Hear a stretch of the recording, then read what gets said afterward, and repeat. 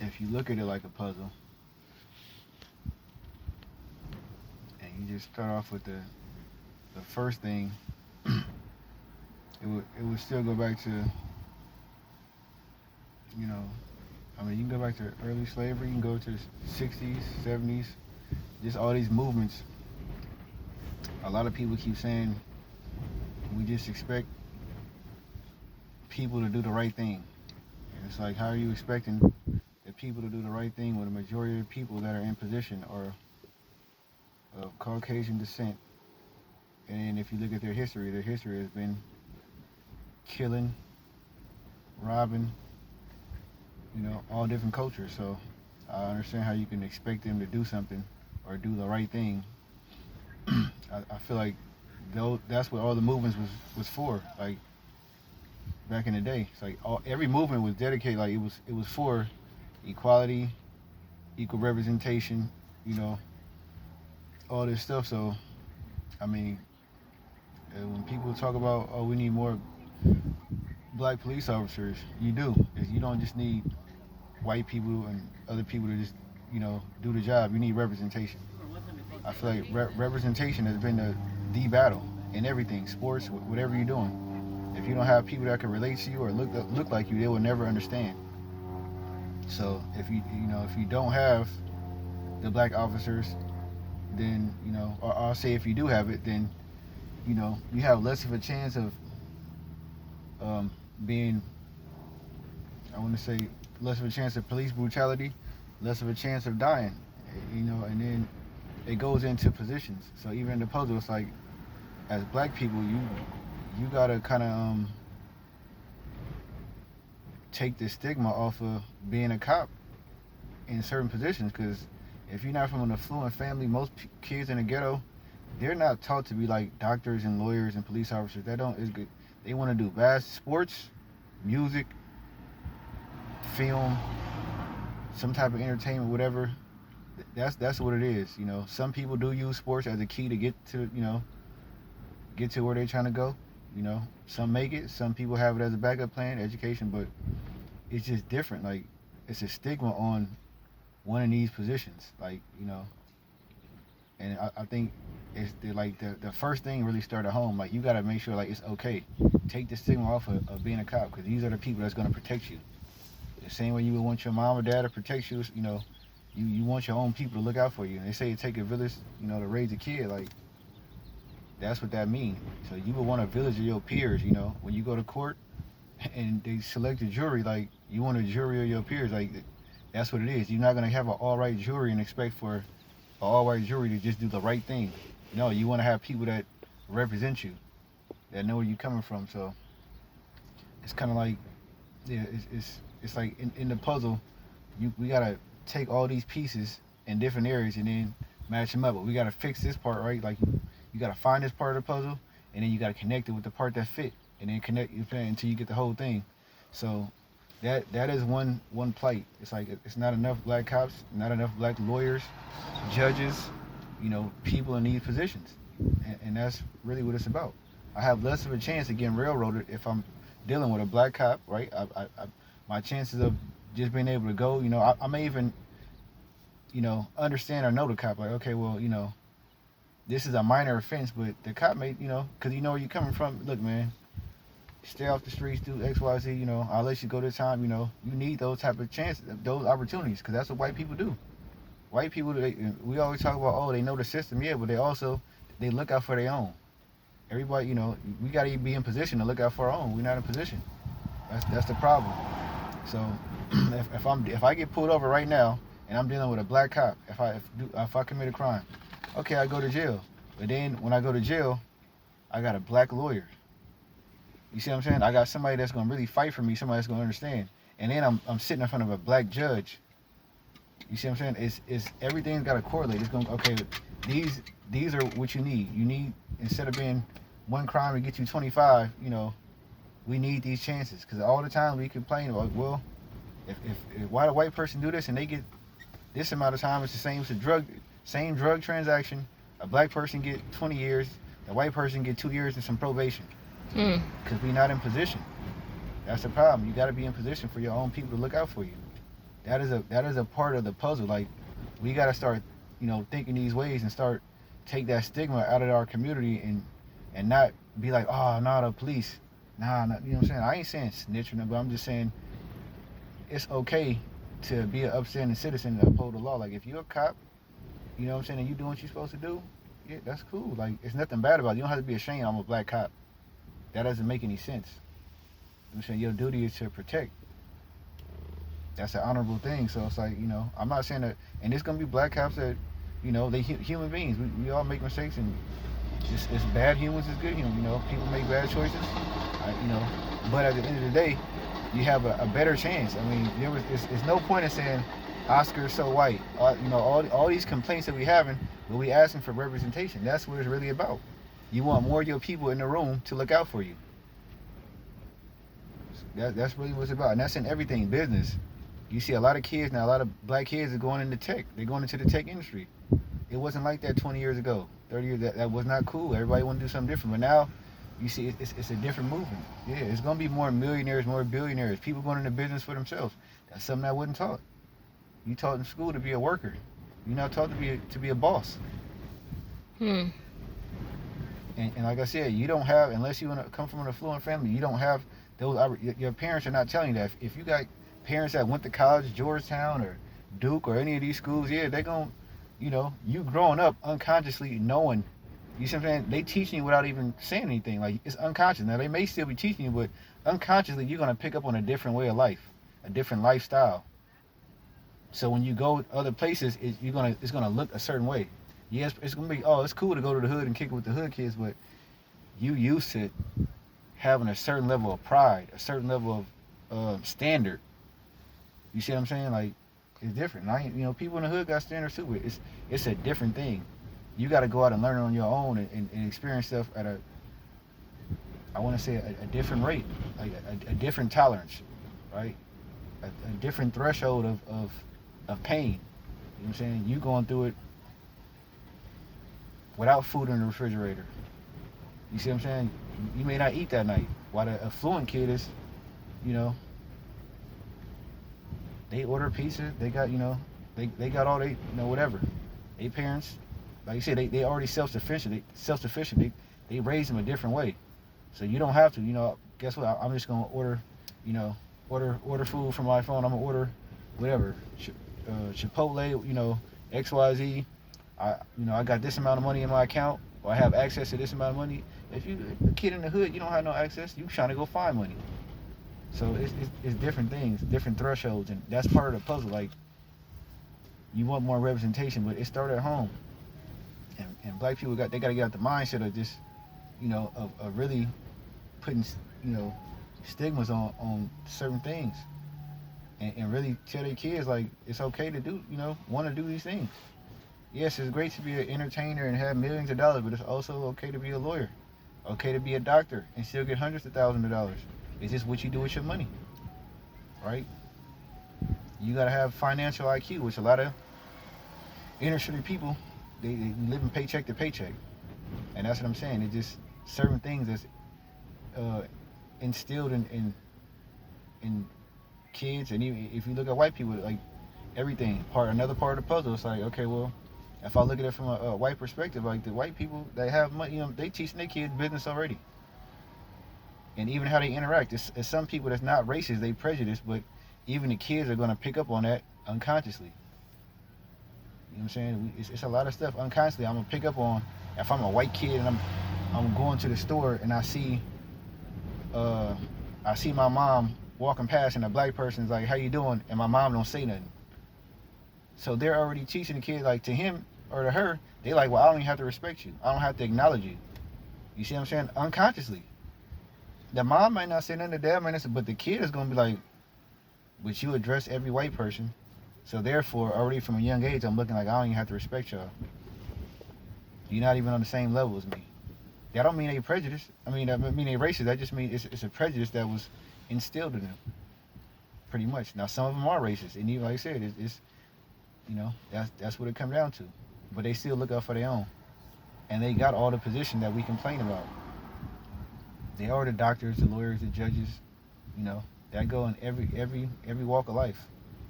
You know,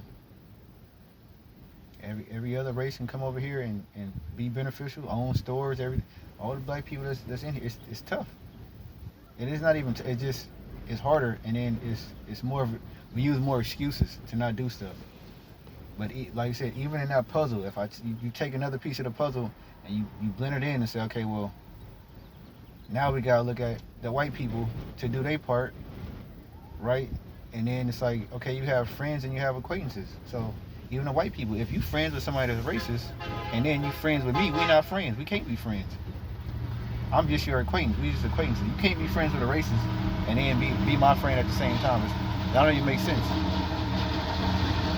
So even then, like, they gotta do their part and try to better understand, because it's a systemic problem. It's a system. But if you break it down, it's like, what about the kid, the black kid that's in the school dealing with the white teacher that can't relate? She can't relate. So she don't have the same threshold or the same tolerance for